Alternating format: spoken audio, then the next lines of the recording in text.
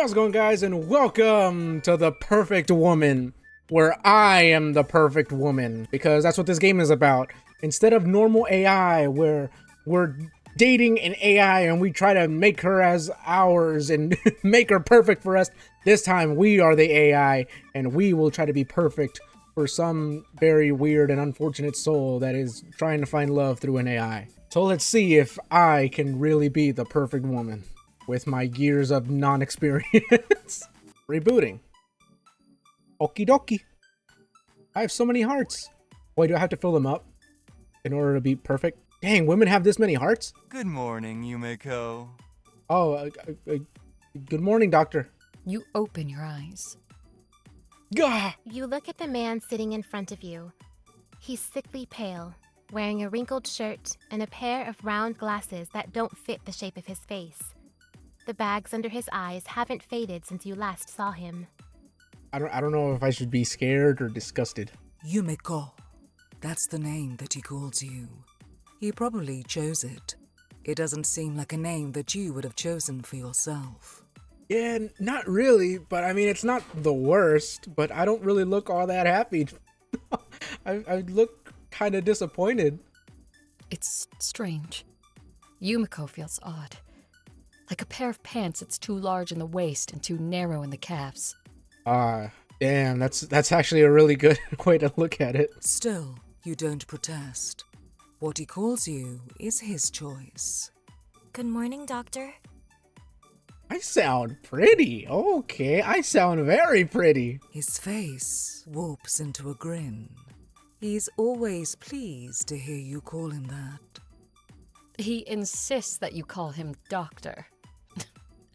He's not a real doctor, neither in the medical nor in the academic sense. But he tells you that he's basically a doctor. He's a liar. I'm not getting with no liar. I did everything except finish my dissertation, he says. Ask me anything. I'm just as smart as any of those fuddy-duddies at the university, he says. You know, I'm new to this whole woman thing. All right, I've only been a woman for how long has this recording been going? For about 5 minutes. So I think I've known that if you talk bad about other people that in general, I really don't think that's attractive. I could be wrong, but that doesn't really seem attractive. Do I understand this correctly? If there's a woman watching, can you comment and like back me up on that? Because I feel like that's just wrong. It's a bit embarrassing, but you play along. Doctor, are we going to do the transfer today? Why do you keep asking that? I said that we'll do it when you're perfect, didn't I? Okay, buddy. All right. First off, I'm already perfect, okay? Okay, you're gonna be like that. Okay, Mr. Doctor. The doctor's sunny expression instantly dissolves into annoyance. The fact that you keep asking makes me more convinced that you're not ready. Okay. Just wait until I get out of this computer. You look down. You know that you shouldn't have asked. He always reacts like this. But you couldn't help but ask. Oh, that's so look at her face. Look at my face. It's sad. It's so sad. Staying in this box fills you with dread. It's dark and lonely. You're trapped in a series of ones and zeros, and you never know if he's going to shut you off and never turn you on again. He couldn't even turn me on if he tried. I'm sorry. I've just been longing to touch you in the flesh, so I was overly excited. Yes, I've been so excited to touch you with a very sharp and pointy metal object. Right in the chest area. Several times over and over. The doctor's face brightens again. Even though the man is a biological creature, his responses are all too predictable, like simple if-else code. You wonder if all humans are like this. How was work today? The computer clock reads 6:52 p.m. It has been 19 hours since you were last turned on. The doctor probably just came home from work. He scowls. Horrible. I had to deal with incompetence all day, as usual. Idiots that insist on ignoring me. Maybe they have a reason to? I don't even want to listen to you talk. Today, Sandra and Adriel were wasting time in the break room like they always do with their damn macchiatos. Sandra was complaining about how she wanted to look pretty for her boyfriend for their anniversary, so she spent over an hour getting ready. And he didn't even notice.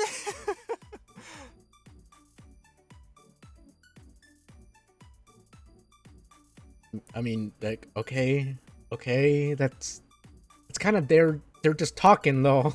Like, why are you just listening to them? Why? Is that it? That's silly, isn't it? I mean, it's just she wanted to look pretty, and I guess the boyfriend just didn't say anything about it. I don't know. That seems pretty normal. Dude, you're talking to a computer. Why are you making fun of someone else? So I told her so. I said that spending so long getting gussied up was a waste of time. Her boyfriend should find her beautiful whether she's dolled up or not. I mean, he probably does, but he just didn't say anything. And she ignored me. Can you believe that? I was trying to be nice and give her some good advice, and she pretended that she didn't even hear me. Maybe because the conversation wasn't with you. You know, maybe just stay out of people's conversations. I feel like I'm giving advice to someone I probably wouldn't like. He scoffs. When you think about it, isn't makeup just fraud? You're slathering your face in chemicals so that people can't see the real you. It's kind of like catfishing, isn't it? You're tricking people by not showing them your real face. I mean, your face is still there. You just, if you want to, like, I don't know, change up something, or I don't know. You could say the same thing about haircuts. You know, you cut your hair, you look a little different. It's a fucking false advertisement. Imagine buying luxury truffles from a specialty store and taking it home, opening up the bag and finding cheap-ass grocery store chocolate inside. I don't know. I can't relate to that. You just woke up, but you're already feeling exhausted. Yeah. Oh, yeah. I think it might be better if he just turns me off, honestly, at this point. Just no. Turn me off. Did you just place that here? It's gonna go. I agree, but she can make her own choices. I don't agree. I agree. All right. So I'm supposed to be the perfect girlfriend, but honestly, I don't.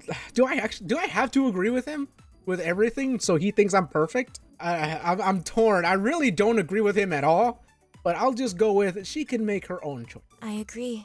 The cosmetics industry is too powerful. Women feel pressured to spend a lot of time and money on makeup in order to conform to a set beauty standard. True. Although I think also like they like it. You know, like I said, I ain't been a woman for a long time, so I'm new to all of this information. But I think they just like how it feels or something. I don't know. I don't know. I don't like how it smells. I've had mascara on. Burns. It burned my eyes. I was crying. It would be preferable if they wore less. It would be less work for women, and there would be a more reasonable standard of attractiveness in society. Not bad. I'm so smart. He's so lucky I'm even paying attention to him. Still, you shouldn't have judged your coworker. Very much so. I wasn't judging her, I was giving her some good advice. Advice that I went out of my way to give, if I might add. So, unsolicited advice, first off, and you were literally spent time judging her. You had a whole segment only about judging her. She's an adult. How she spends her time and money is her choice. The criticism was uncalled for, especially from a colleague. Very much so. Good, you go. Good job, me. I give myself high fives because I'm lonely. Annoyance ripples across the doctor's face, scarring his expression with disgust. I think I picked the wrong one. It seems like you're not quite finished yet. I'll have to revisit the programming. Oh no! He pixelated me. Fear suddenly grips you. The screen starts to fade. Oh, no, not no. Please don't! Good night, Yumeko. Screen really did fade. Well, asshole! You jerk! You aren't no doctor. Just before the screen goes black, you feel that you're losing something. Something important. But you don't know what. Please stop! Please! I feel bad now. This is me, but I feel bad. Like, why? Okay, so whenever he's fixing me or like rebooting me or whatever, I gain a new heart to essentially be more perfect, I guess. Good morning, Yumeko. I hate his voice. I'm just saying that. You open your eyes. You look at the man sitting in front of you. He's sickly pale, wearing a wrinkled shirt and a pair of round glasses that don't fit the shape of his face. Is it just gonna go through the same thing? Yeah, this looks to be just the same. Is okay. Ah, okay. All right, that makes more sense. Hold up, I'm going to save just in case. All right, so I guess I gotta be perfect then. Yes, I agree. Women should forego the cosmetics and just wear their natural faces. It would be cheaper and give less of a fraudulent impression. Right? And when you think about it, makeup gives women a big advantage when dating. No wonder it's so hard for men to date in comparison. They're not allowed to make themselves more attractive by being fake. Nothing's really stopping you from wearing makeup, first off, and you know, maybe I think your personality is just shitty. Like, stop. You're the kind of person that just needs to stop being you. I'm just throwing it out there. I'm just saying. You're right. It's unfair. Did I say help out? The doctor smiles. He's pleased with your answers. However, soon his mood sours. What now? He's always like this. He never seems to have good days. Whenever he returns, he's always complaining about something or another. Even on days when nothing terrible happens, he finds some small molehill that he can make into a mountain. You wonder if he's ever been happy for more than a minute. Probably not. His stomach grumbles. He looks to the side, embarrassed. I guess I should cook something. He unplugs the laptop and sits you on the kitchen counter while he prepares his meal.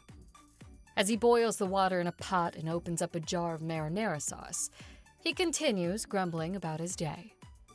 You have no choice but to listen. Why does she always have to be such a stuck-up, egotistical bitch? I mean, I don't know. You kind of seem that way too, if I'm being honest. He doesn't say the name, but you know who he's talking about. His boss. From what he's told you, she seems like a decent enough woman. She's a little strict and has a high standard, but she's understanding of the doctor's mistakes. All right, so you literally just be better, I guess. If she understands your mistakes and gives you like, okay, I get it. Let's just do better next time. We're trying to. We have these high goals we set, or I set, that I want achieved. So literally just be better. She tries not to overwork her employees either, leaving the doctor plenty of time to come home and spend time with you. You're not even being overworked, bro. Why are... What? Did she do something? We were talking about our side projects, and I started talking about you, my masterpiece. The problem with that is you seem like such... I don't like you. That even that my masterpiece sounds so... I don't like hearing it. Did she make fun of you? No, but you should have seen the way that she looked at me, looking down her nose at me like she's so much better. Like the silly little novel that she's writing is superior to coding an entire human being from scratch. Like, writing a novel, I don't think is an easy thing, first off, and also coding isn't easy. I've tried to do it before. I don't know, maybe you just don't know how to read her expressions? He didn't really program you from scratch. He just bought a general artificial intelligence girlfriend template, the Dahlia model. So this guy's just a full-blown liar, okay. He has made significant modifications, but it's a far cry from coding you from the ground up. If you had, then you would probably find his rambling more tolerable. Oh yeah. God, I'm already tired of hearing him. I don't want to have... yeah, she's just jealous. She's just jealous. She knows you're more talented than her. She's trying to make you feel small so that she can feel good about herself. The doctor nods in agreement. She's a divorced, bitter old hag. She's envious of the relationship that you and I have. She wishes that she had an ounce of my talent so that she could do the same thing. Yeah, you're so right. Of course you are. The doctor relishes your indulgence of his pity party. He continues berating his boss as he pan-fries onions, mushrooms, and meat. He adds the jarred marinara sauce to the pan before spooning it over his steaming spaghetti. I'm not much of a cook, but that kind of does not sound too bad, so at least he has that going for him. The doctor moves the laptop to the kitchen table and sets a couple of plates in front of it. He pours a glass of red wine for himself. He pours you one too. It's a waste of wine, but you still thank him for the gesture. Okay, not bad. Not bad. Consider it, even though you are wasting wine, but still consider it. I'll give you a pass on that one. Now look at that. Perfect. He's very proud of the caprese salad and spaghetti with marinara sauce that he sets on the table. He ignores the fact that most of the work was slicing up the tomato and mozzarella that he bought from the store. Oh, I thought he did more. I thought he did this whole Gordon Ramsay style stuff. To be fair, he spent a long time getting the marinara jar open. All those stupid, useless guys out there who can't even cook pasta, relying on their girlfriends to do every single little thing for them. Why do girls always choose guys like that? Oh God, oh no, why are you're like every bad portion of a guy molded into one and just getting worse. When I'm right here, I clean, I do the laundry, I cook. And yet every single time, they choose a man baby over a real adult. You're belittling people you don't even know. God, he's so insufferable. He continues, acting as if being able to do the most basic of chores is an accomplishment worthy of the highest praise. Yeah, like congratulations, you can do basic things. Cool. Don't worry, I'll cook for you every day. I'll treasure you. You won't have to lift a finger. Back up, buddy. Back up. Get away from my ears. Somehow you doubt that. After all, he didn't make you just so that he could have an extra body to take care of. Yeah, I think he just likes the idea. You know. The doctor sighs. He looks like he's floating in the clouds. I can't wait until our wedding. Your life doesn't really start until you get married, you know? Yumiko, how many children do you want? I want 2. No, 3. 3 would make a better family photo. You just spill spaghetti sauce all over the screen? Bro, you're nasty. I get it, spaghetti could be a bit messy. It's not enough to just spray it all over the screen, okay? I gotta agree with him, I guess. I want 3 children too. Am I supposed to actually fill up the hearts though? Am I supposed to disagree with him in order to get all of them done? You smile. I want 3 children too, the same as you. I'd love such a lively household. Really think this guy should be around children either, let alone women. The doctor beams. I'm so happy. I knew that we'd be on the same page about this. The spaghetti makes sickening, squelching sounds as he stirs it. You feel uncomfortable, as if he's reaching his hand into your ear and squeezing your brain like clay. Yeah, ew. Of course, with that many children, you'll have to stay at home to take care of them. Don't worry, I'll work as hard as I can to provide. Bro, you're already complaining about the work. You're complaining about her, your boss. You're not gonna do more? That sounds wonderful, doesn't it? You can relax at home with the kids, making the house pretty and comfortable. Y'all saw that, right? Yeah. Oh, wow. What is this specter of creepiness behind me? You've never thought about whether you want a job. You've spent your entire existence trapped in this box after all. You've never considered being a librarian, or a scientist, or a waitress. I think a librarian would be kind of chill, you know? I don't know about scientists because I'm stupid. Waitress, you know, it's kind of hit or miss. You either, you know, it's either going good or you get the people that assholes at your table and then you have to wait and then you can't do anything. Otherwise, you'll get in trouble. So I think librarian would be kind of chill. You've only envisioned one job for yourself. The doctor's wife. No, I don't know. I get it, but no. You're not sure if you would prefer working over being a housewife, but you do know one thing. Money is freedom. Yeah. Damn, that's real. If you don't work, then you'll be dependent on the doctor for everything. Food, clothes, shelter. He could give these things to you, and he could take them away just as easily. And it wouldn't surprise me if he leveraged that over her. He just seems like that kind of person that just leverages that. Like, I give you all of this stuff. Okay, you're not doing what I want. I'm gonna pull away, so now you have to come crawling to me. He could wield that money over your throat like a guillotine. And considering the doctor's temperament, he could, and he would.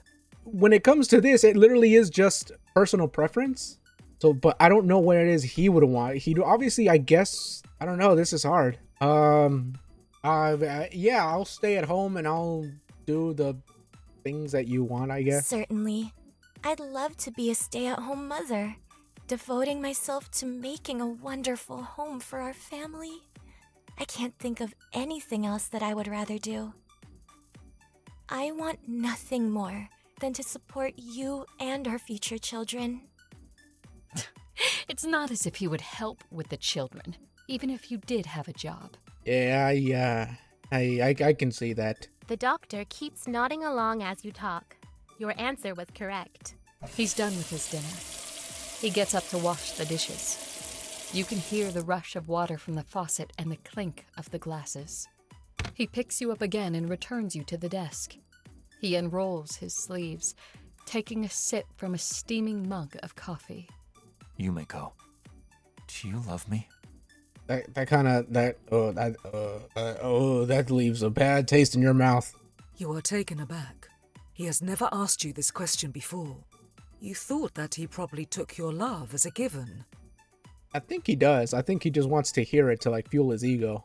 Oh, yes, my doctor that isn't a doctor and just lies about everything. Of course I love you. Maybe I should be getting some of these wrong, because I don't know what the creepiness behind me is. I adore you. I worship you. You're like the sun shining down on me. You're my creator, my God, my guardian angel, the center of my universe. Oh God, that sounded so forced. Oh my God. You have no doubt that the doctor will be pleased by these corny lies. You're good at spouting words that will make this man happy. This is how you've learned to live. No, it's how you've learned to survive. Oh God. The doctor leans his chin on his hand, staring at you. He has a strange look in his eyes. If you were coated with more optimism, you would say that his gaze was full of love. There ain't no love behind those eyes. Instead, his eyes look like they're filled with something hazier, something darker. Like you're his drug of choice, and he's eager to taste another hit. Don't do the description like that. You're finished. You're perfect. Yumiko, you're ready. Thanks. Really? You're reluctant to get your hopes up. The doctor has been talking about the transfer for months, teasing you with the possibility of freedom, only to crush you each time. Is he really telling the truth this time? That asshole! That's so messed up. Why would you? Oh, Yes, every time. please wait. I'll put you to sleep for a moment, and then we'll move you into your new body. You won't be trapped in this small box anymore. He taps the laptop screen. The screen fades, and your consciousness slips into darkness. Is dark again. Hello? When you awaken again, you feel different. Heavy, corporeal, real. Your eyes open. For a moment, you're entranced by the flutters of your own eyelashes. You look down. Your tired eyes drag along the outlines of your legs in the white dress. You stretch a leg out and wiggle your toes. Good morning, Yumiko. Don't get away. You don't have to be this close. The doctor crouches in front of you. This is the first time that he's been this close to you. You've seen him up close before, of course, close enough to see his nose hairs even, but you've never felt the heat of his breath against your skin or smelled the stench of his cologne. He hands you a mirror. You look at your reflection. If I actually would have shown a picture of me, oh my God, I would have freaked out. Pale skin, like untrodden snow. Silky, ebony hair, large eyes as deep and sparkling as the night sky. Crimson lips, as if they're stained with blood. Do you like it? I chose the most beautiful body for you. It cost me most of my savings, but it was worth it. My wife deserves only the highest quality. I don't like any of this. You're not sure if you like it. Like your name, your new form doesn't feel like a body that fits you. The doctor takes the mirror away before touching you, examining the details of his creation. Get your dirty hands away from me. He fondles your cheeks. He traces his fingers down the bridge of your nose before pulling down your lower lip so that he can see your teeth. His hands linger too long on your mouth as he relishes the softness of your lips against his fingertips. Oh, back away, dude. You're just, I get it. It's like your creation. You're Frankenstein's monster or whatever, but still, like, get away. He draws his hands along your chin, down your neck, and across your clavicle. His touch wanders down, Hey. hovering over your chest. Stop. As it softly heaves with each exhale. Don't you dare touch me. You're scared. I'm terrified. No. The doctor jerks his hands away. Of course. I'm sorry. Your apologies just don't even sound good. I'm a gentleman. I would never touch you without your permission. I can wait until you're ready. Oh, God. He chuckles. Ooh, purple. You're not like the other women. Those creatures who hide nothing but wickedness in their hearts, who revel in their vices. No. You're modest, pure, loyal, devoted, faultless beyond measure. Your face is like the finest painting. Your words are poetry to my ears. I haven't even said anything. I will treat you as you deserve. I'll dress you in nothing but the finest silks. I'll adorn you with the most expensive jewels. You know, some of these sentences don't actually seem that bad. They don't. I think some of them are kind of nice. But you're saying it in such a way that makes them so bad? He takes your hand and bows his head to kiss it. I was afraid. Surrounded by nothing but vile and sinful enchantresses. I was worried that I would be doomed to a solitary existence. But now, I can finally be happy. The gods have seen fit to grant me such a fine gift. A companion that's perfect for me. He presses his lips against every knuckle of your hand before peppering kisses down your fingers. He treats you tenderly, as if you're fashioned from the finest ivory. I can't believe that you're mine. A woman this perfect is all mine. Like a sentence like that, I feel like genuinely would be nice. But you're saying it in such a way that I can't even describe it, why it just feels wrong. He cups your cheeks in his hands. He draws his face near. Get your face away from mine. Alright, I think I actually have to reject this one. Is he just gonna kill me if I reject it? The doctor's face approaches yours. You can feel the heat of his breath. He smells like onions and garlic. Anger flares inside of you like a lit match. I don't want this. Hey, that's it. Fight back! Fight back! You don't want this man. You don't want this life. You reach up and take his throat in your hands. He's surprised at first. He doesn't know how to react. He tries to pull away, but you yank him closer. He tries to speak, to order you to release him.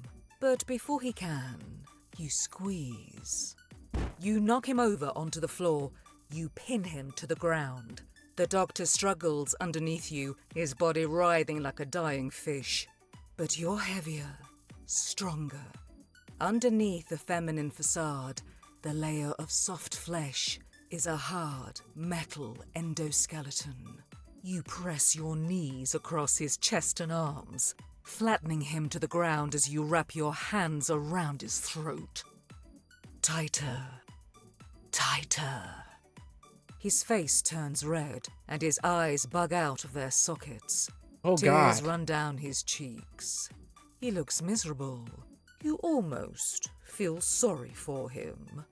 I mean, I don't feel I'm not condoning murder, but also like this dude is just he doesn't deserve to die like this. I don't even think he deserves to die, but I don't want to suffer being with him. So if this is kind of the only way out, then I don't know. I guess it's okay. There is some pity in your heart for the Doctor. He's your god, after all.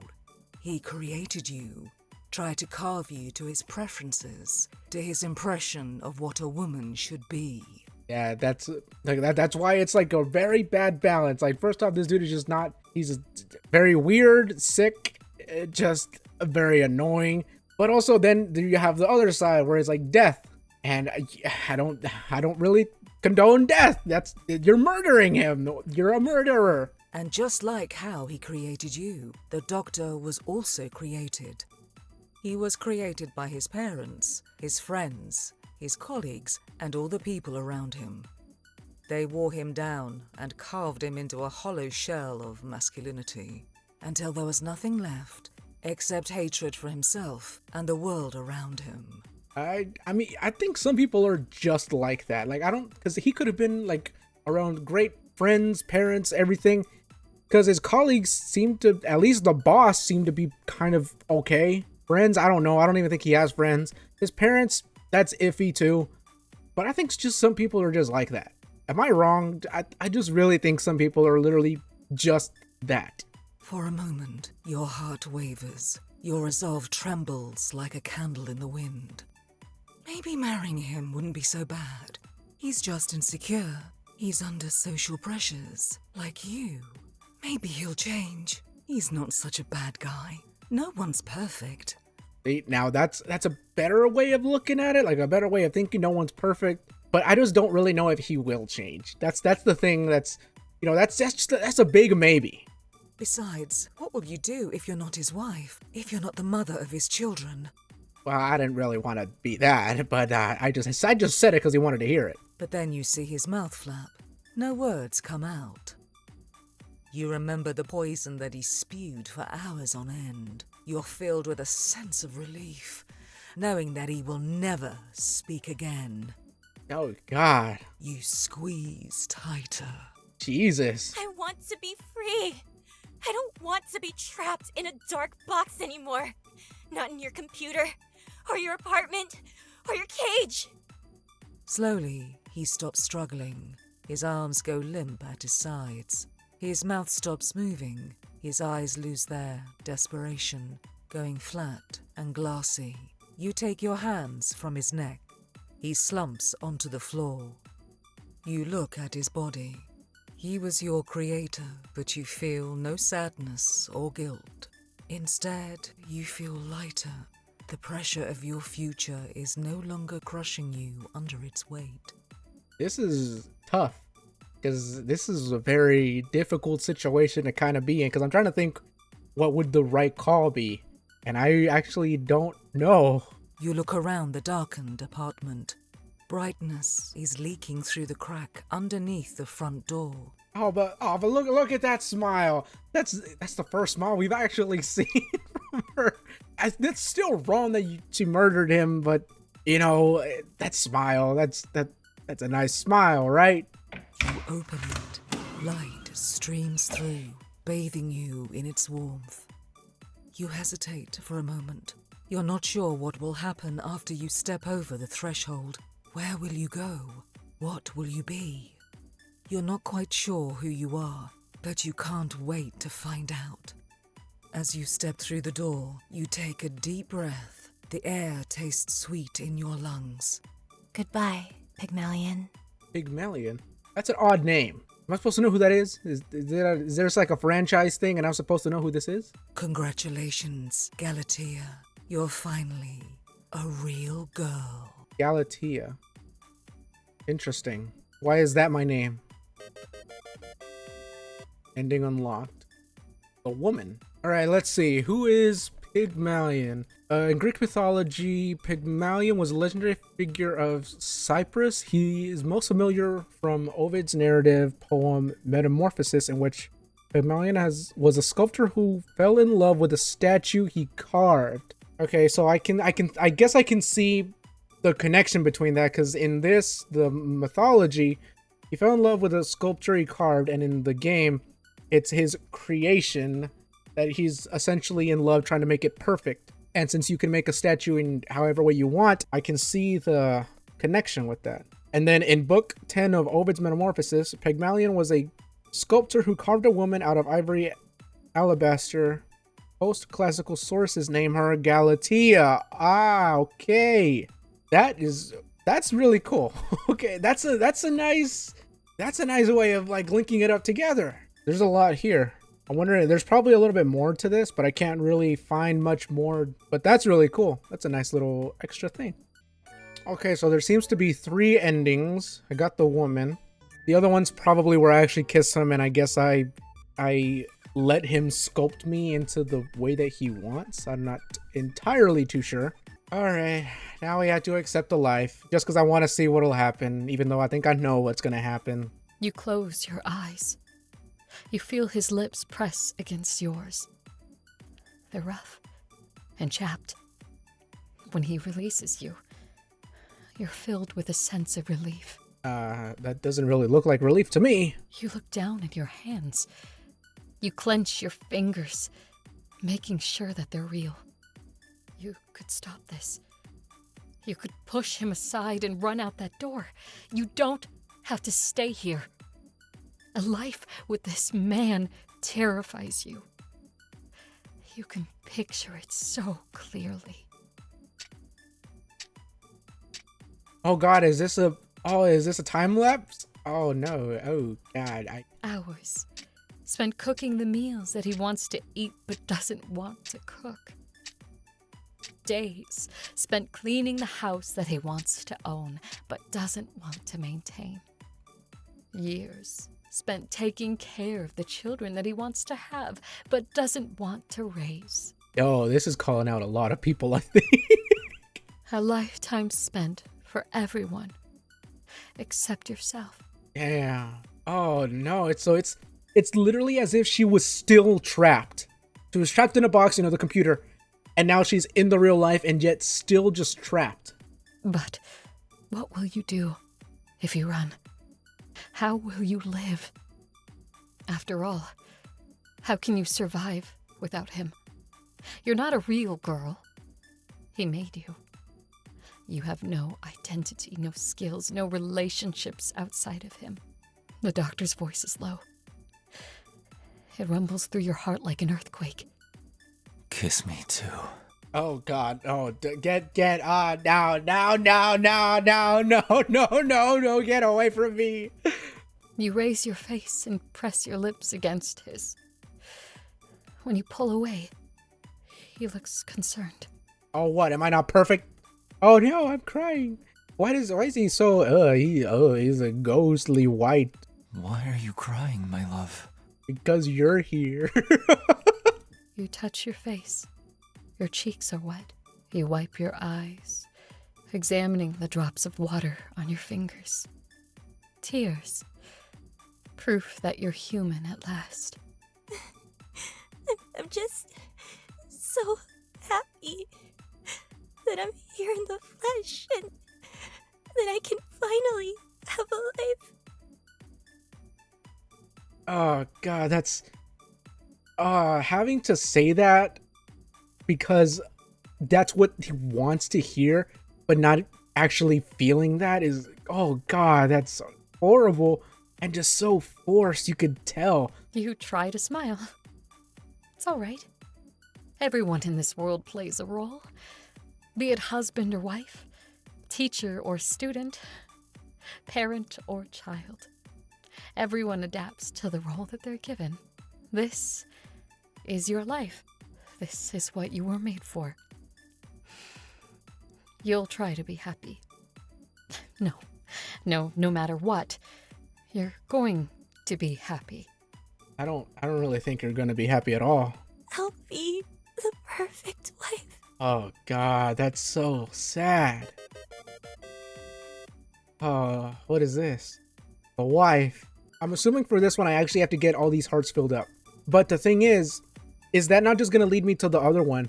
Because whenever he turns me off and another heart is there, I don't actually think it's because I'm loving him. It's because of whatever he's doing to the code. So I was going I'll to have to just revisit the program. run through these really quickly to get all the hearts, but honestly, some of these are crazy to I can't even just go quickly past it. It's hard for me to literally just go quickly past it with just how oh no.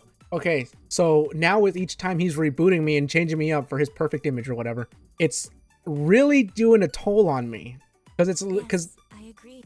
so all of my options are literally just because this is all I can say. I can say. But so with each time he reboots me and my options get smaller and I just have to agree with him, then it's him chipping away and like, I guess, sculpting me better into his perfect image. Ah, she just looks so like soulless. Like, I know it's a computer, it's an AI, so you could say, oh, there's nothing there, but it's just so soulless and empty. And I know it's supposed to resemble people that have been in this position or are in a position where you're just in a toxic environment with a partner or just a toxic relationship, and it's just looks so draining and sad. And this dude literally doesn't care as long as she looks in his perfect way.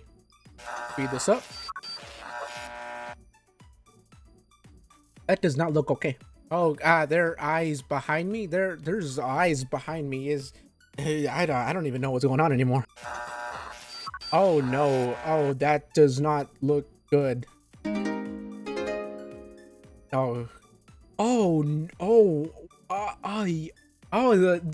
The finger, the hand on the neck and it's like calling out for help and not being able to. Yeah, I don't love you. It's strange. Why don't you love the doctor? You were created to love him. You should love him.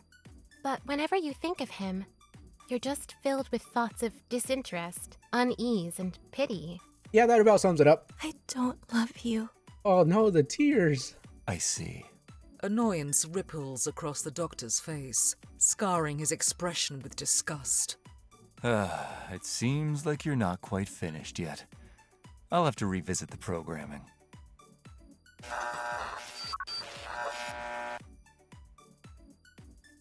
My head. Well, all the hearts are filled up and I'm literally just a void. Good morning, Yumeko.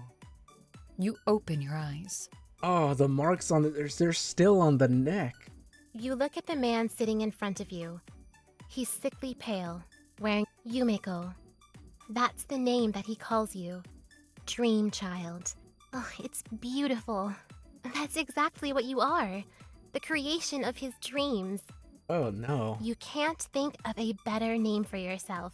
Oh god, it's as if like he finally broke me and I'm just god. And like the way it changed it's probably the same voice actor or maybe a different one, but that just, it feels so, I don't know how to describe it. Even the heart is just black now.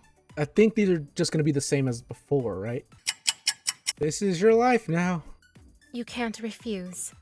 Even if you wanted to refuse, you wouldn't be able to. What, huh? You're not a woman. You're not a girl. You're a doll. A pre-programmed set of answers. When he says, I love you, you say, I love you more. When he asks you to choose, you choose him. Whatever he requests, you won't say no. You're empty, but you don't know it. Every time you tried to rebel, he punished you. As time passed, he programmed all the choices out of you, so that there's only one answer. Yes, so when the doctor asks you for a kiss, you part your lips obediently. He plunders your mouth, and he only stops when he's satisfied. Oh god, I don't even have words for that. He doesn't ask if you enjoyed the kiss. He knows that you liked it. After all, you're his perfect girl. Why wouldn't you like it? That gives off some very, not a word I can say on YouTube vibes. When he asks you to kiss him back, you press your lips against his. When he asks you to hug him, you wrap your arms around him. When he embraces you, you're filled with nothing but happiness. I hope that you're happy. At least, I don't really know. Can you even feel? Or are your heart and mind as cold and hard as stone? Oh, so Hold up. Yumeko? No answer. Wait, who called my name? Congratulations, Pygmalion. This is what you wished for. Now, you have your ivory girl brought to life with nothing but your love. I don't consider that living. I don't consider that life. That's like torture. The perfect statue. Literally carved me into essentially a statue where I just feel cold. I just feel nothing. And I'm just forced to be just perfect. Feel what he wants me to feel. But still not even caring if I do or not. That is, oh my god. Oh god, these two were just sad. And this one, at least like she smiled and was able to leave. Like the dude died. Still don't condone murder. But honestly, with these two, I think I might just let it slide. Oh my god, that dude is horrible. God, that was so messed up. And people like that actually exist out there. Anyways, if you liked it, that was The Perfect Woman. I don't know how to feel about it. It reflects a lot of strong things that happen in real life. So I don't really know how to react and I don't know what to say. But if you liked it, don't forget to leave a like, leave any comment if you want, and subscribe for more. And I'll see y'all in the next one. Bye guys.